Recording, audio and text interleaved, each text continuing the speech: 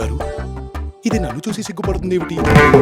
రేయ్ నువ్వు బయటికి వెళ్ళు. అది కాదు తన్ని కూడా ఉండనివ్వండి. వద్దు చందు, మన మధ్య ఇంకెవ్వరు వద్దు. నువ్వు, నేను, మమ్మీ. అరే నువ్వు బయటికి వెళ్ళు. నిన్ను లోపలికి రమ్మంటున్నారా? నాన్న ఎందుకు?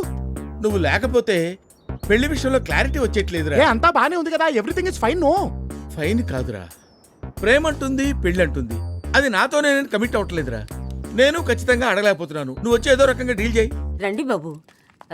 గురువు గారు అంతా చెప్పారు కదా. చెప్పారు. అయితే ఈ పెళ్లి నీకు ఇష్టమేనమాట. వాడిష్టంతో మనకు పని ఏంటంటే మనం ప్రొసీడ్ అయిపోదాం. నువ్వే దగ్గరుండి చందు చర్ల పెళ్లి జరిపించాలి.